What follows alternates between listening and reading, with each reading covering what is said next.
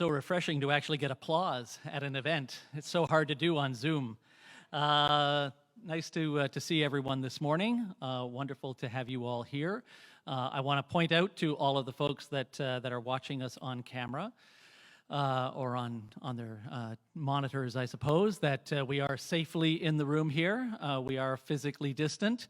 You will see some tables of greater than 2 in the room, and that is because those groups of people know each other, and they would already be in a bubble. But other than that, we have some fairly significant separation across the room. So good morning, everyone. My name is Patrick Sullivan. I'm the President and CEO of the Halifax Chamber of Commerce. The Chamber is a membership-based organization of over 1,750 members who represent over 65,000 employees in all of the 23 ridings in Halifax by our count. Could be more soon. I would like to begin by acknowledging that we are in Mi'kma'ki, the ancestral and unceded territory of the Mi'kmaq people. The territory is covered by the treaties of peace and friendship which Mi'kmaq and the Maliseet people first signed with the British Crown in 1725. And this event is being live streamed on the Halifax Chamber's Facebook page. We're excited to host the first Nova Scotia Liberal candidates debate. With COVID-19 impacting the way we do most things, I'm very grateful that we're able to do this event together and virtually for many in our audience. I'd like to thank very much our partners at the Black Business Initiative for helping us prepare and promote this event. And thank you to our esteemed guests for accepting the invitation to speak to some of their current constituents and some of their future constituents in a free and accessible method. It's been quite a year for all of us. And every fall, the Halifax Chamber writes issue notes.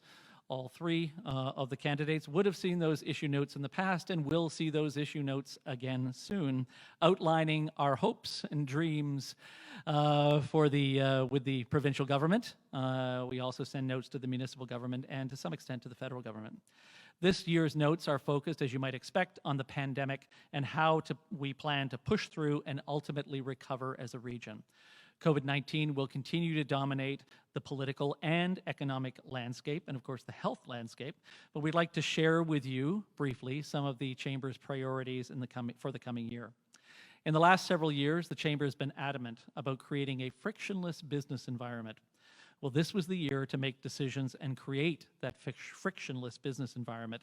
In a year of uncertainty and turmoil, the provincial government made quick and often surprising changes on decisions like openings, closings, masks, and more. We understand this was a new environment for all of us, but this did add to the unpredictability of living in a pandemic. As mentioned during lockdown, we saw almost daily changes to rules and regulations. One of the changes included allowing the sale of liquor with takeout, something the restaurant industry has been advocating for years. We'd like to commend the provincial government on this swift decision, and we hope this change becomes permanent and we see further relaxation of some of our archaic liquor regulations. In addition, we believe these new rules can be a catalyst to review and overhaul current regulations, which could benefit our business community and increase the potential for economic growth. A trending topic during the municipal election this year was affordable housing. We're happy to hear the province and the federal government are collaborating to provide $120 million to support low-income housing across Nova Scotia. And we've heard from our members that buying a home in Nova Scotia can be a roadblock to staying here after education or employment. With housing prices up 11.5% and a 1% vacancy rate, it can be a challenge to find a place to live. It's time to relay greater powers to the municipality to ensure quicker development approvals, which should hopefully increase the vacancy rate and drive down prices. As we move into the holiday season, the downturn in Halifax's core is still fairly significant. And there are a lack of both government and private sector employees who've returned to the offices. Many are still working from home. And while rural Nova Scotia actually saw employment improve from 2019 to 2020, you may be surprised to hear that the number of people unemployed in Halifax is up 44% over the number of people unemployed a year ago in September. HRM accounts for over 50% of the province's population and had a $19.2 billion GDP in 2019. And many organizations and government staff are still not back at the office. Restaurants are at half capacity and still not seeing customers during the daytime hours. And of course, tourism was equally impacted. We would love to see that some improvement in that. It is obviously important. The reality is we don't have a significant idea of what's next with the province or public health, because they do release that information, unfortunately, as they see fit, rather than in a coordinated plan. We'd like to see a plan or a phased approach to changing the rules, similar to New Brunswick's color-coded levels. And while it can't eliminate the impact of businesses shutting down, it can create some predictability and preparedness for businesses as they plan for the worst. And right now, unfortunately, we have no idea what criteria will return us to lockdown, even though, as our current Premier said on Tuesday, he's prepared to shut down the economy right away. Finally, the Chamber would like to thank the provincial government for their efforts to support the Chamber and the group we formed across the province that we call the Nova Scotia Business Labour Economic Coalition. This group has had over 60 meetings since March, and we continue to have a commitment from the province to meet regularly to provide a voice for business, labour, not-for-profits, and charities to speak to government. In fact, yesterday we had a meeting, we had over 71 people on the phone call, and we provide information to over 235 that we believe represent over 12,000 businesses, charities, not-for-profits across the province. You're probably aware of the $100 million in financial support that businesses received thus far this year from the province. We are aware that that money was actually funded from last year's budget. So that means that as of yet, the provincial government has an opportunity to spend some money on businesses in this fiscal year. We do look forward to discussing these topics with our next Premier, both today and in the coming months. It's now my pleasure to introduce Emma Bukima, representative of the Black Business Initiative. Starting next week, Emma will be the Director, Learning and Innovation for the Community Sector Council of Nova Scotia, an organization that brings together nonprofit and voluntary organizations to ensure they can effectively meet the needs of all of Nova Scotia's communities and citizens. Emma brings a multidisciplinary approach to her work, having worked in entrepreneurship, community, and citizen engagement for organizations such as the McPhee Center, most recently, for Creative Learning, Black Business Initiative, and Can World Consulting Services. Emma's passion for leadership, advocacy, and her desire to help others comes from her belief in helping others pursue their dreams and her volunteer work with the community. And Emma likes my dog. So please join me in welcoming Emma. Emma.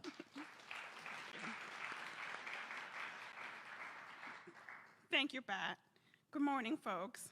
I am Emma Bokoma, as Pat mentioned. I am an alumni of the BBI. I acknowledge that we are in Mi'kmahi, the ancestral and unceded territory of the Mi'kmaq people. We are also an HRM, which was settled and built by people of African descent in the 18th and 19th centuries. These people were formative in the building of our communities in meaningful ways and have contributed to the development of Nova Scotia as we know it today. We must not forget that we are all treaty people, and we have the responsibility to each other and this land. Against the backdrop of local, national, and international headlines in 1996, a year designated the International Year of the Eradication of Poverty, the BBI experiment, founded under the support of the cooperation agreement between the federal partner of ACOA and provincially through Economic and Rural Development and Tourism, was headed by the brilliance and noble attitude of Hector Jakes, began in earnest. It speaks volume to my career path and to the good work done by the BBI in this province. When early on in my career, I had the pleasure of a front row seat to the immense impact this initiative was having, and it has continued to this day. For over 25 years, BBI has been funded by the federal partner of ACOA and our provincial partners currently through the Department of Business via Nova Scotia Business, Inc., and with support from Labor and Advanced Education. We are grateful for this support. When I reflect on why the BBI is doing what it's doing, I have never been more proud of the work that it does, nor more convinced or committed to its core vision and strategic direction.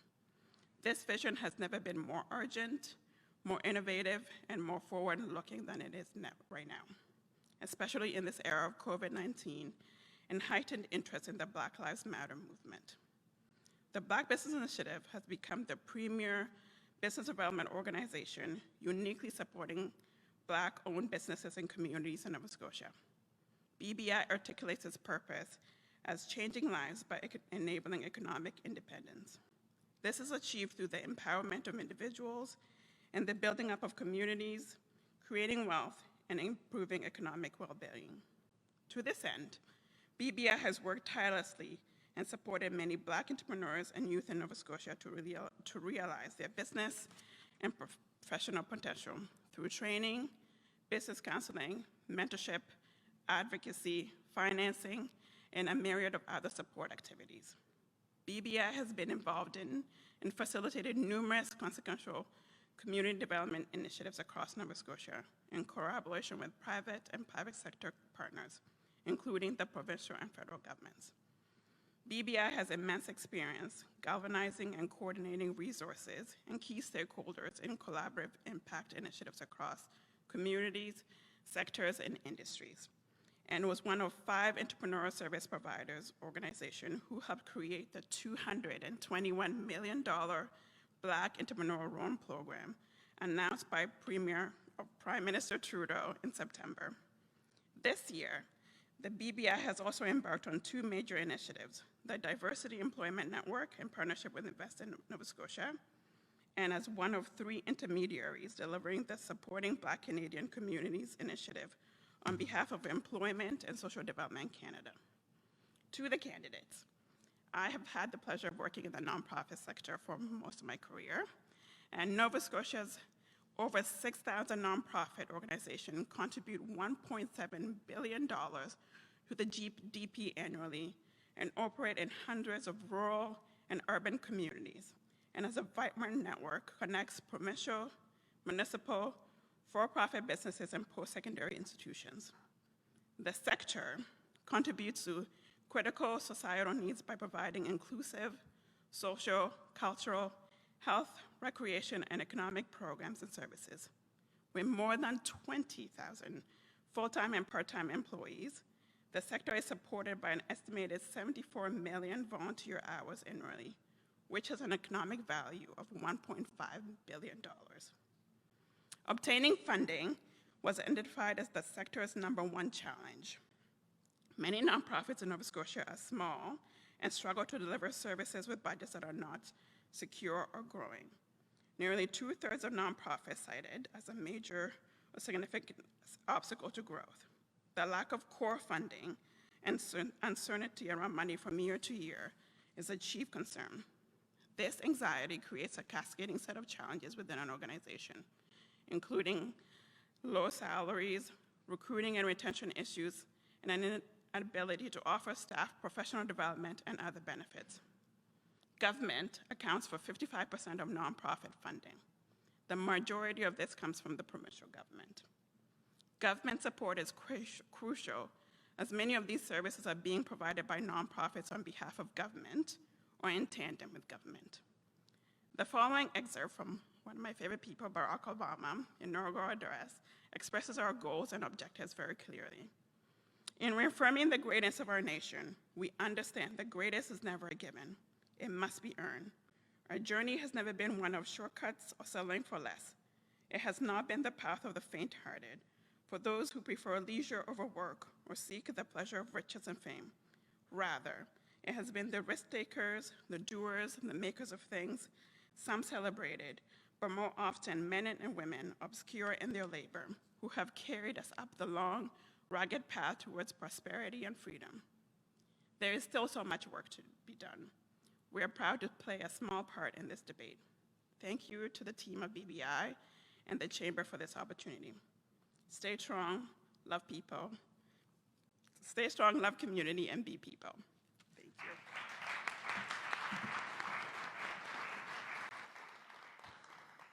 Thank you very much, Emma. Very much appreciate that. Thank you. Now, let's meet our Liberal Party candidates, who I've certainly met a number of times in their political career and I guess my time in Halifax. We will introduce them in alphabetical order. So first up, we have Randy Delorey.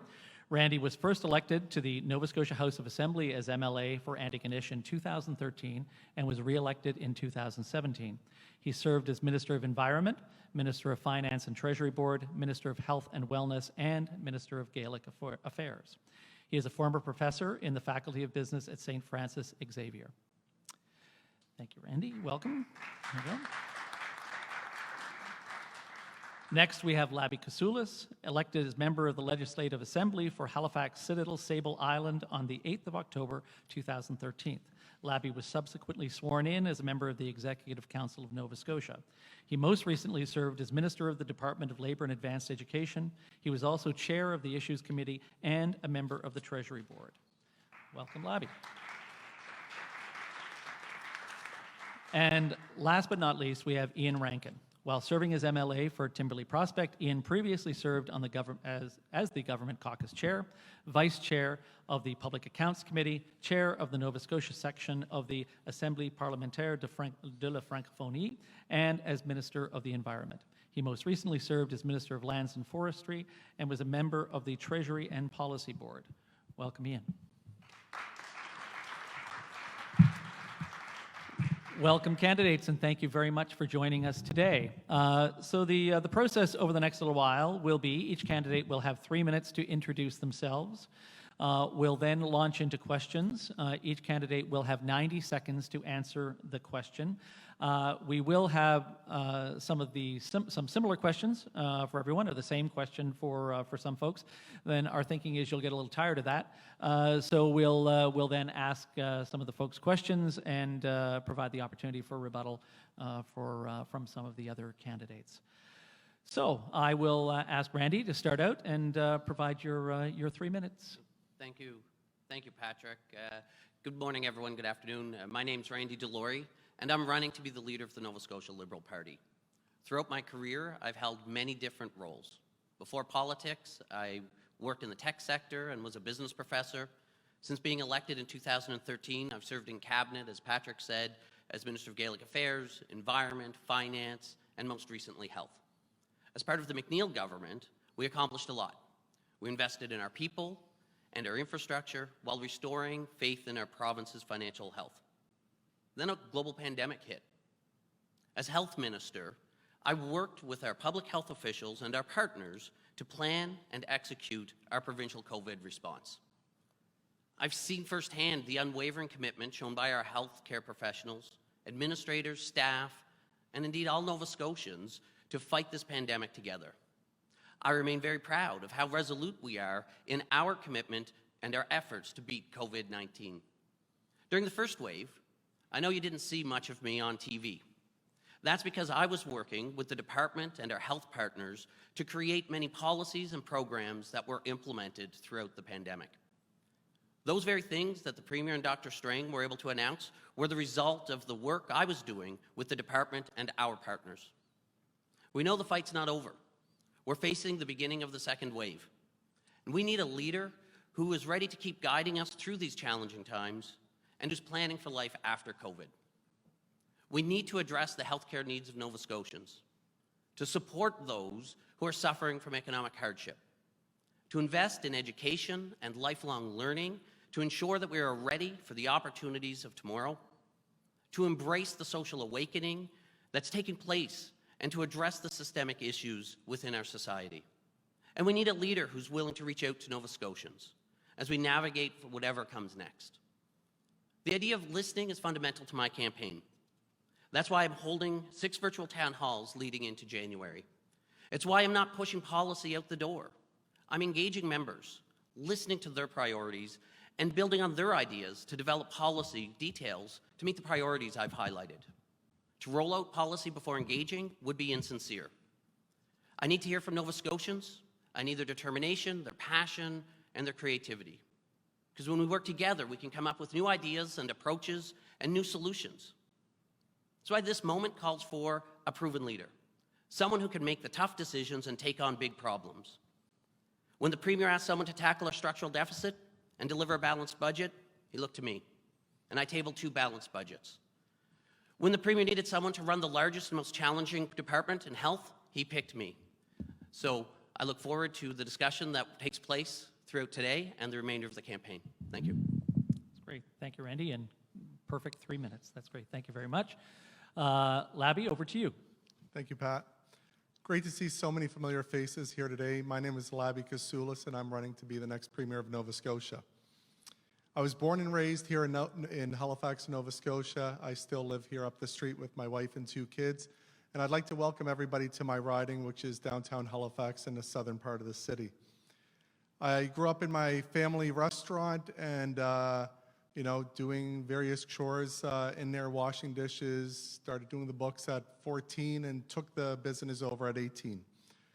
I did my BCom from St. Mary's University, and after St. Mary's, I went to work for Scotiabank, where I was a commercial manager and lending and financing small businesses in rural Nova Scotia. After my time with Scotiabank, I worked at Wilson Fuels as a member of their executive team, and I was the controller of Trenton Works.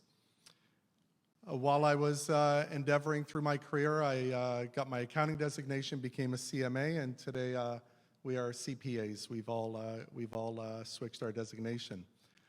After my career in business, I started some small businesses. I was a member of a chamber, and I understand what individuals in this room are going through.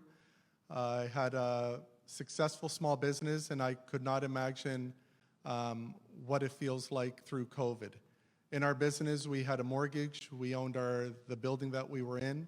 We never got paid until our employees got paid and our suppliers got paid. And I fully understand what all the members here are going through these challenging times. And that's why my pledge to you is that I will do everything as Premier to get you through this pandemic, because we need you to be providing jobs to Nova Scotians. We need you to be providing the revenues to the province so that we can deliver health care and all the other services that we rely on.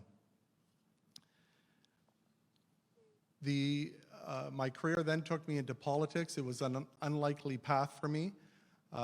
When I did come into politics, I met Premier McNeil. We connected on so many levels, but the primary part that we connected on was that I wanted to work with him and work towards fiscal responsibility of government, which was a huge challenge.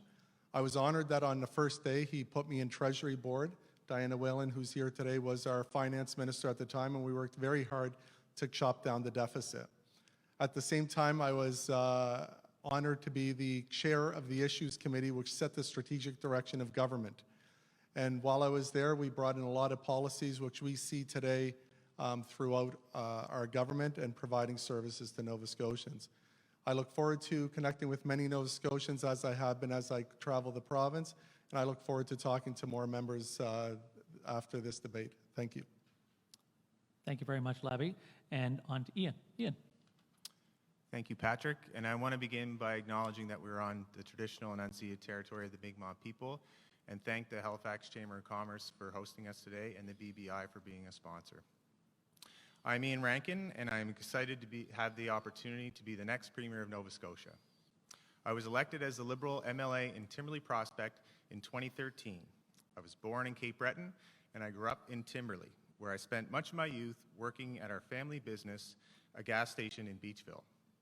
I helped manage the station while studying for my undergraduate degree at Mount St. Vincent University, and went on to successfully manage businesses across many sectors in Nova Scotia and throughout other provinces.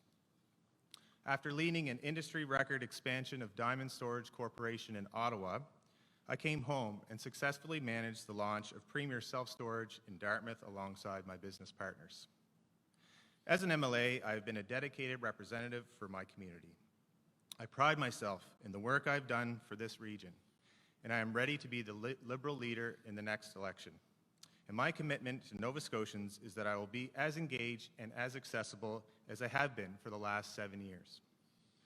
While serving as an MLA and Minister of Environment and Lands and Forestry, I have been speaking up on the need to address 2 of the most pressing issues of our time: the climate crisis and racial inequity. As Premier of Nova Scotia, I will remain focused and commit to creating the conditions for a more socially inclusive, climate-resilient, low-carbon economy. And I have recently released a plan that will help make that happen. Planning for a strong economy, strong economic recovery is essential as we continue to put public safety first during the COVID-19 pandemic.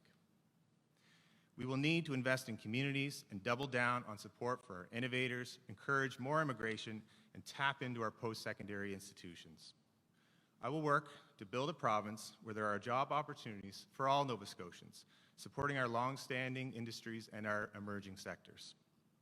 And I'd like to close by saying that while COVID-19 has presented significant challenges, I believe this is our moment in Nova Scotia. We have made strides forward in the last 7 years. So let's build on that momentum. Let's recognize and capitalize on the economic opportunity of our lifetimes. That requires collaboration with all levels of government, with community and the private sector. And this time, let's better include underrepresented groups that have been systematically left out in the conversation. I look forward to taking questions alongside my colleagues. Thank you. Thank you very much, Ian. So I thank you all very much for respecting the clock. It's going to get a little tougher now as we get to 90 seconds. And I will interrupt you as if you do happen to go past the 90 seconds to enable somebody else to have a chance to speak. So I apologize for that in advance. So my first question is, you were all ministers in the current government. This is a government that from the outside seems very top-down. How can you ensure that all members of the legislature have a voice in government? I think we'll start at the other end this time and start with you, Ian. Thanks for the question, and I note the emphasis on all members of the legislature. I certainly prided myself in the work that I've done in the last 7 years with the collaboration amongst my colleagues. I've valued relationships that I've had with members from all parties in the House and working on projects that are important to people and communities across the entire province.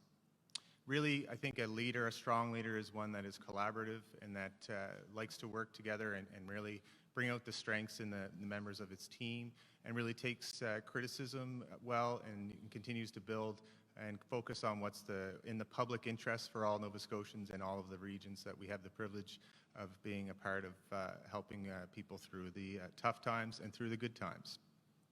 I would like to see some more engagement through our own caucus and bring back some of the things that we were really strong on at the beginning. We had a formalized way of bringing policy through at the caucus level, and there was a way that members from our caucus could bring policies from our communities and bring it to the table, and we would have rigorous debate, which is always important in government and outside of government, to ensure that we're getting the best policies that are reflective of the constituents we serve, and so that would be one specific initiative that I'd like to bring back if I was successful in February. Okay, that's great. Thank you very much. Labby, how can you ensure all members of the legislature have a voice in government? Thanks, Pat. Throughout my career, I've had very senior roles in many organizations, ran my own businesses, and one thing that I learned and have always employed throughout my life is that we need strong teams. I did this as a soccer coach, which I had been doing up until COVID hit for the last 8 years. It's all about teamwork, and the more we bring the team together and we have a common vision, then the more that team will succeed. I believe in empowering people. I believe in watching them thrive and grow, and as they are part of the team and they see that the policies we're setting out, how we're helping Nova Scotians, and how they buy into that and how they're part of that solution, then that will allow our team to provide that much better services for all Nova Scotians across the province. Thank you. Great, thank you very much. And Randy, how would you ensure that all members of the legislature have a voice in government? You know, first, members do have a voice in the legislature as we debate. I think those of us in the legislature know how much time I spend in my time as Minister of Finance and Health Environment answering questions from members within the legislature.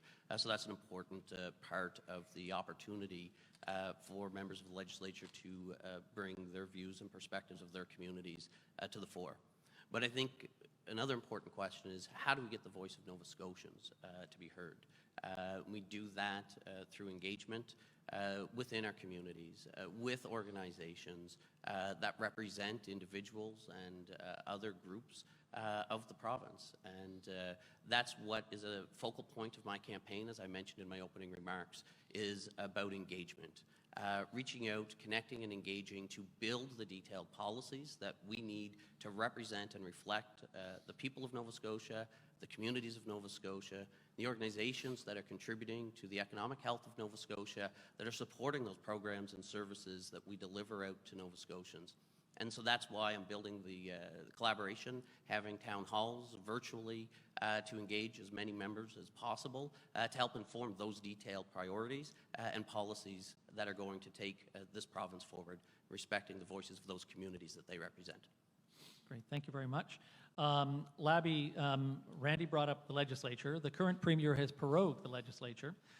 This means that in 2020, the legislature has met 13 days. How will you ensure that the House meets more often when you're premier? Thank you, Pat. When I'm premier, I will look at what we need to deliver to Nova Scotians. Throughout this campaign, I have provided policy, many of which will require legislation. I have provided funding, $60 million package for property tax reductions, for business tax reductions, for members of the chamber right across the province. This will require for that to be put into this year's budget.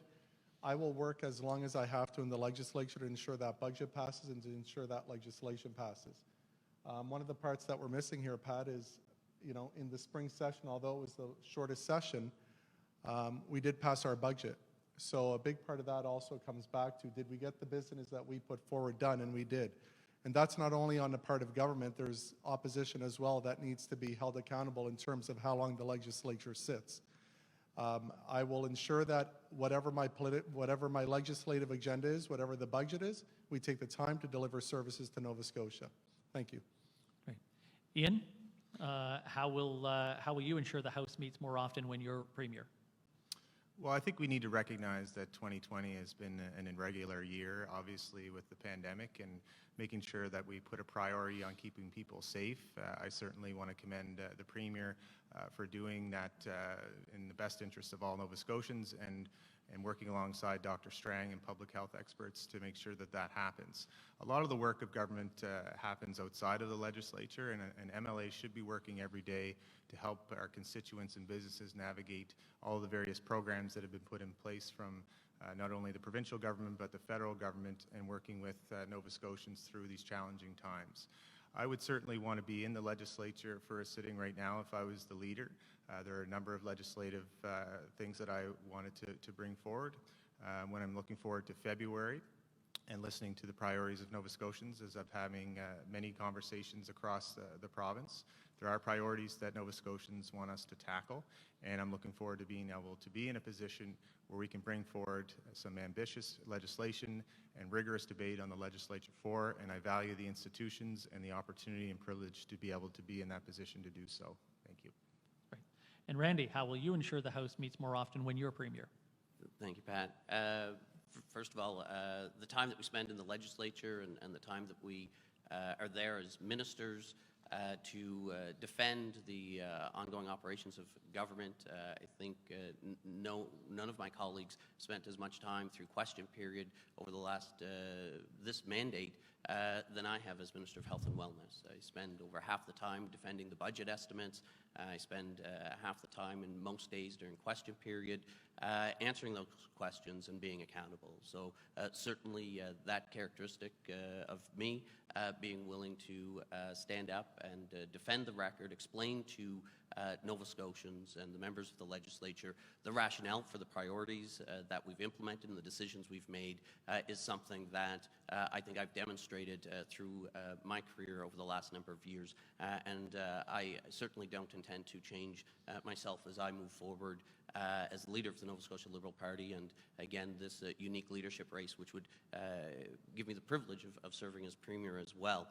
And again, I think it's also important to note as far as the frequency, it's already defined that we'll sit twice per year, but what's important is that the focus of those sittings is on moving forward on the agenda of the government and the priorities of Nova Scotians that should be reflected in that agenda. That's great. Thank you very much. some might say sadly, here we are, four white men standing on the stage. Ian, I'll start with you. What is your policy approach to advance Black, Indigenous, and people of color in leadership? That's an excellent question, and I think what we can start with is looking at the Count Us In report as we responded to the Decade of People for African Descent. There are a number of initiatives within that are important to make sure that the government is held accountable to follow through with, and I would be looking to make sure that there was an accountability mechanism to ensure that we're looking at specifically recruiting and targeted recruitment for senior leadership positions from underrepresented groups would be absolutely critical so that our institutions reflect our population. I'd also like to look at some training and leadership training for people within government. And then another piece to that is I would create a mentorship program. And there are great examples of that actually with the IB&M program through Dalhousie.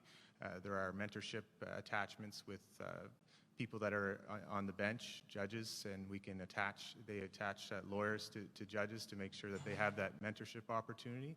And I would be looking at upcoming leaders within the public service and attaching them to deputy ministers and other senior management levels to ensure that we see more people from the Black community and from the Indigenous communities and from disabilities and all the different types of groups that have been systematically left out, and really looking at the system changes that we need to make sure that we're analyzing and making sure that we have equity across the board in every department and every institution that we have. Great. Randy, what is your policy approach to advance Black, Indigenous, and people of color in leadership? Yeah, I think this question, although specific to leadership, I think in order to support growth and development in leadership, we do need to tackle the systemic barriers within our society and within our government institutions. Those barriers are barriers to leadership roles, but they're barriers that occur earlier in life as well. And so, as I mentioned in my opening priorities, addressing the systemic issues within our society and taking down those barriers is a priority for me. I think it's a priority for Nova Scotians as well. The approach for taking down the barriers, whether for leadership or for education or access to healthcare and other supports, the only way to do that, I believe, the approach to be taken is, number one, you have to acknowledge that the problem exists. That as a privileged individual that may not have ever experienced, and may not even visually see those barriers that are systemic in our society and our systems, I have to acknowledge that they exist. That will open the door for me to engage with those people who have been impacted, whether by gender or race or in any other form, that we can engage to understand their barriers, how they've been impacted by them, and also how they believe we can overcome them. And then the third and most important part is that we have to act and take the information we've gained through the engagement and implement those changes. That's great. Thank you very much. And Labby, what is your policy approach to advance Black, Indigenous, and people of color in leadership? Thank you, Pat. As the child of immigrants, I'm very passionate about this. I have already worked so hard to level the playing field throughout my career. In government, when I walked in, Pat, we had a conversation about programs that my Department of Labor and Advanced Education brought in, which allows for hiring subsidies. Those programs all have bonuses in place if somebody hires from an underrepresented group, whether it be African Nova Scotian, Mi'kmaq, or whether it be a female who's underrepresented in that career choice. This was very important to do to provide opportunities for people. And that's what I've always done throughout my career. When we look at systemic racism, we look at the root causes of it. I will fight as your premier to get through it. And it never stops, even if we think that we've gotten to a point. We've seen another place in the world that it can always pop back up. As well, in LAE, we brought in Pathway to Shipbuilding, which provided classrooms of African Nova Scotians and Mi'kmaq the opportunity to work down at the shipyard in very high-paying jobs. I was also very pleased that in LAE, right now, all Nova Scotia student loans, and I brought this in the budgets, are now fully forgivable when you graduate from your undergrad, and last year we did it at the NSCC. This levels the playing field and helps lower-income Nova Scotians be able to access education post-secondary. Thank you. Boy, you guys are really good at this timing thing, I must say. This is really good. Randy, what is your plan for our upcoming budget? How will you balance the increased spending and reduced revenues caused by COVID with the need to keep taxes stable while continuing to support people and businesses still suffering from the pandemic? Thanks, Pat. First of all, the time that we have in the legislature to answer questions is only 45 seconds. Okay. So we've got all kinds of time here. Okay. You know, managing the financial state of the province is important. I've shown that I have the capacity to do that, to make sure that we spend within our means while still investing in the priorities of Nova Scotians. That's what I did in the 2 budgets that I brought forward as Minister of Finance. I think right now, though, we have to recognize is a time to invest in Nova Scotia, not a time to make life more expensive. We have to make sure that we're willing to support the people and the organizations and businesses that are suffering economic hardship. We know that those sectors of our economy that are most impacted right now are in tourism, hospitality. They've been growing over the past number of years. Their foundations and fundamentals are solid. But unfortunately, due to the global pandemic, the floor has been taken out from underneath them. Because we've established a strong fiscal foundation for the province, we're in a position here, better than many of our sister jurisdictions, to actually make the investments that are needed to carry through and meet those needs, so that we're in a much better position, and our businesses and people are in a better position to capitalize on the rebound that we know is coming once we deal with COVID provincially and on a global scale. Great, thank you. Ian, what's your plan for our upcoming budget? How can you balance, I'm going to shorten it, how can you balance support for people and businesses still suffering from the pandemic? So one of the strengths of our government is the strong fiscal management piece. I've been part of Treasury and Policy Board for the last 3 years, where we managed to balance all of those budgets, and we need to continue to look forward to the time that we are back to balance, but now is not the time that we need to look at that, as it's not, at the end of the day, it's not the ends, it's a means to an ends, and it allowed us to have a strong fiscal capacity during challenging times like we're facing today in the COVID-19 pandemic. I will note that the Canadian Parliamentary Budget Officer has highlighted that there are 3 provinces that are on a strong fiscal path currently, and Nova Scotia is one of those 3 provinces. It gives us a tremendous opportunity as we look forward to the budget and beyond where we should be investing. And so we do need stimulus investment. My view on that is that we need to make sure we're getting best return on that investment. So when I'm talking about my economic plan and where it is different, is that last recovery efforts focus very much on capital plans that are traditional, around traditional type of infrastructure. I really want to stimulate that future economy and look at one that's more socially inclusive, so that all Nova Scotians can enjoy in the prosperity that's coming forward. I want to look at how we can make our economy a more low-carbon economy while we help Nova Scotians that are struggling through the pandemic. But we do need to get back to balance, and we need to keep our eye on that, and so I would be mandating a program review every 4 to 5 years, and one is coming up due for that. So I'll be looking at some of the wasteful spending that could be existing in government. Great, thank you very much, Ian. And Labby. My view is very simple on this. We will live within our means. But we are in a situation right now where COVID has softened the revenues and increased our expenses to provide safety for Nova Scotians. We are not in a structural deficit, so this provides us opportunity.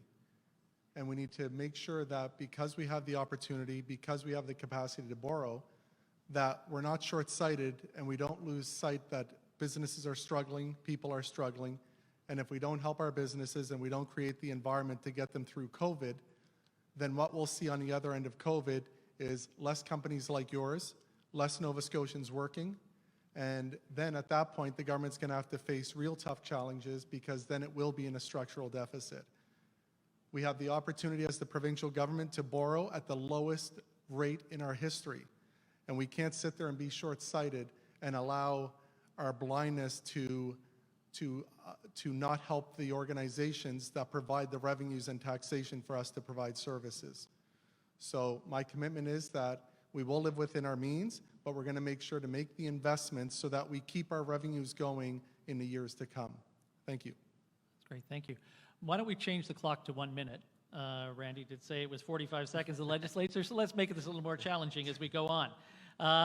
To I'll start with Ian this time. The government came to power on a mandate of more transparency in government.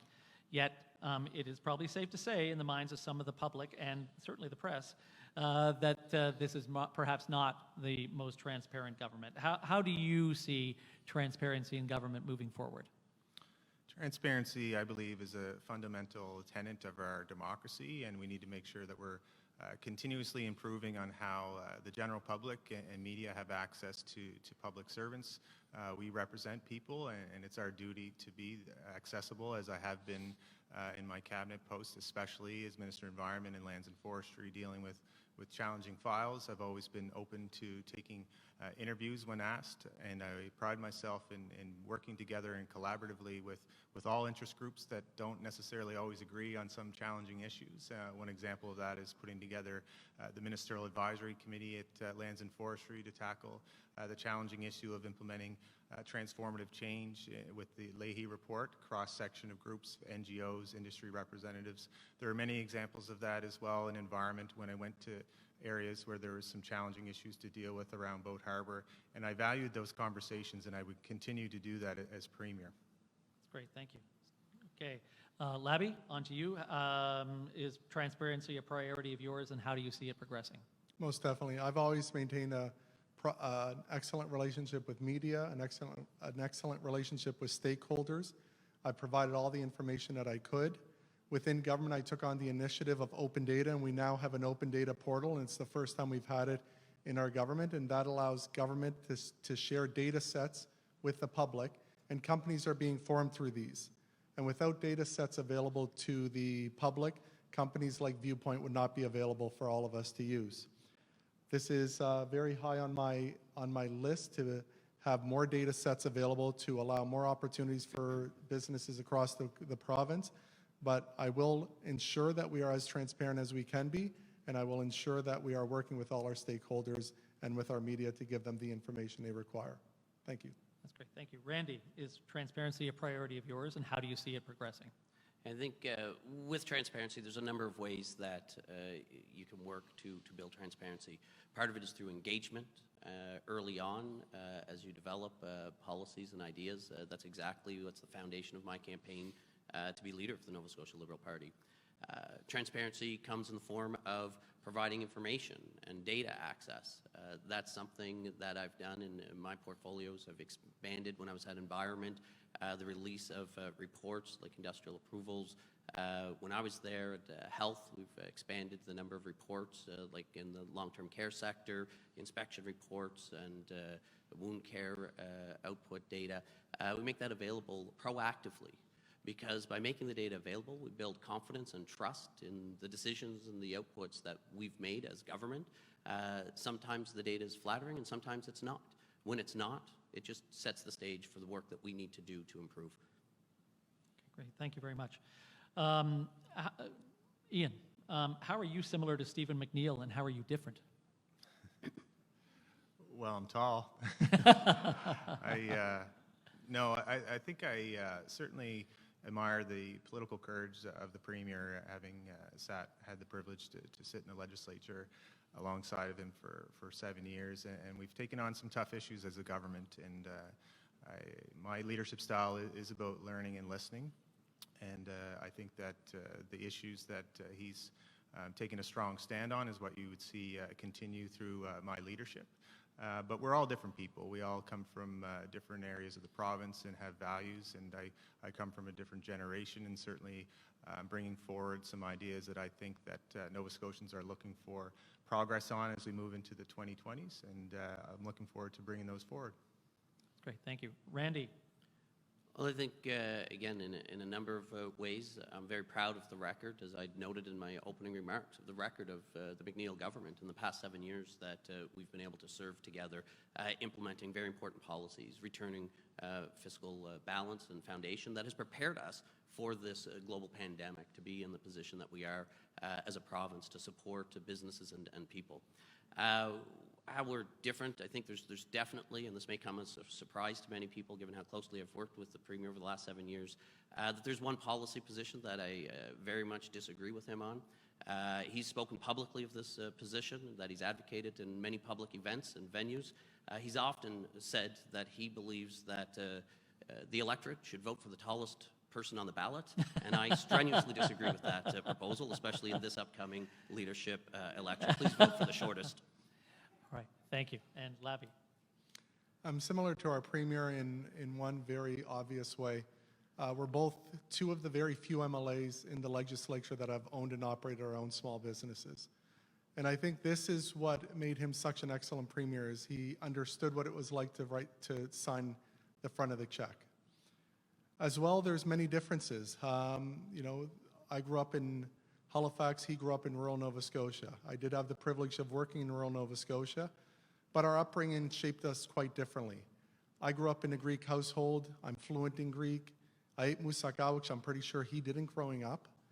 I also was immersed in a different culture, and that gives me an extra understanding of what our new immigrants go through, an extra understanding of what even other Nova Scotians go through throughout their lives. So I would hope that in many aspects I can continue many of his successes, and I do believe he's been excellent at this time for the province, and I hope to continue on that path forward. Thank you. So we're running short on time, so I'm going to try and squeeze a couple questions in here. So Randy, what would you like to say directly to the business community or the Halifax Chamber of Commerce and, of course, our friends at BBI? Thanks, Pat. I think, first and foremost, I want to say thank you. Thank you for all that you've done before COVID, your investments in our citizens, your employees, the support and services you provide to your customers, our citizens, and for the investments you make in our nonprofits and community organizations. You're such an integral part of everything we are as a province. And now, through COVID, again, I want to thank you. Thank you for your patience, your understanding, and your commitment to the public health protocols that have been implemented to keep all Nova Scotians safe, both your customers, employees, and yourselves. So really, the fundamental thing is thank you. And since you've been so good to the people of Nova Scotia, it's incumbent on government to be there for you during these difficult times, as I believe our financial commitments to support businesses to get through COVID, to be there for the rebound, is what we're going to do as a government. Okay. Labby, what would you like to say directly to the business community? I know you're suffering. I know what you're going through. And as your Premier, I will work every day to get you through this pandemic and to support you. Thank you. It's very short. That's good. And Ian. Well, likewise, I know that the business community has undergone some very significant challenges during the pandemic, and I have come out with some policies. The first policy plank I came out with is a strong economic recovery plan, and I will be coming out with more ideas and look forward to engaging, as I have been, with the various associations that represent businesses and meeting with local businesses. I've spent all of my career prior to politics managing and owning businesses, and I understand the risk that you're taking in Nova Scotians and creating jobs across the province, and I want to make sure that you know that I'm listening and that I'll have some opportunities to speak with you further as we move forward together and rebound through this period of time, come back stronger together. Great, thank you. I'm going to jump in with one more question. The current government's policy has not been in support of rent controls. Now, two of you have supported a form of rent control. Do you believe that the solution to increase the availability of affordable housing is rent controls? And Labby, I'm going to start with you. So I brought in my policy on a rent cap, which is quite different than rent control, for a short-term measure, 4 years. I spoke to many in the development community. I spoke to many homeowners, many people who rent. The current situation cannot continue forward. There is the opportunity for some landlords to increase the rents, and we've all seen them on the front page of the Herald. 80, 90, 100% increases in rent, and when I've been going through the province, our seniors on fixed income say they can't even afford 5 or 10% increase, let alone 80 or 90. The rent control will be a short-term measure, and if you go to my policy and look at all of it, I talk about the red tape reduction. You cannot have a developer who has 3 to 4 years to get through a planning process. At that point, all of the taxes they paid are in your rent. 1/3 of your rent comes from provincial HST on your apartment building, and another part comes from the property taxes. The province and municipality need to be part of the solution, and that's what I committed to when I struck All a right, force. we'll cut you off there. Thank you very much. Randy? Thanks, Patrick. Obviously, the affordability of housing is critical to all Nova Scotians. It's impacting people, not just low income, but middle income Nova Scotians as well, with the rapid growth in the cost of housing stock and the dwindling supply relative to the demand. To actually address the fundamental problem and the root cause of this issue, we have to build stock, and that has to be the priority for solving this particular problem in Nova Scotia. And as far as the specifics of the short-term responses that we also have to respond to, I continue to work with my engagement with stakeholders. There have been a number of concerns raised as to how the long-term impacts of a rent control might be. I think, and for those of you in the business community, the municipal representatives would understand how unintended consequences came from a program like the cap on assessments after And the long-term. I'll have to cut you off there, Randy. Thank you very much. Thank you. And Ian? Thank you. And I disagree that we can wait to act. Nobody should be worried about paying rent in the next month and worrying about a place to live. It's unimaginable during a global pandemic that we have evictions occurring and seeing rent increases of 20 to 50 and close to 100%. And so the plan that I came out with was in response to the meetings that I've had with people with lived experiences and with associations that are experts in this field. And so the full plan includes building supply. That is the challenge in the long term, to make sure that we are supporting the nonprofit sector to build through provincial guarantees, and then stimulating more growth from the private sector and mandating a certain percentage of affordable units. We also need to collaborate with our municipal partners, and that's why the primary focus is putting together that task force and collaborating with our municipal partners, the private sector, and other partners to make sure that we're looking long term, but nobody should be evicted during a pandemic in Nova Scotia. That's great. Thank you very much, Ian. So I'd like to thank all three of you, and I'll allow you to sit down now, if that's okay. We've quickly gone through our question. We have many more questions, to be perfectly honest, but we did promise an hour. So I'll let you sit down. Thank you all very much for coming.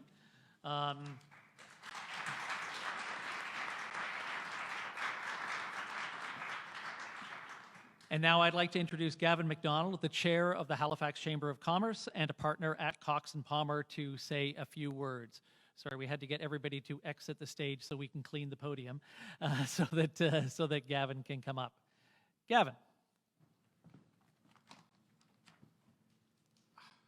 Thank you, Patrick, and thank you to Randy, Labby, and Ian for joining us today.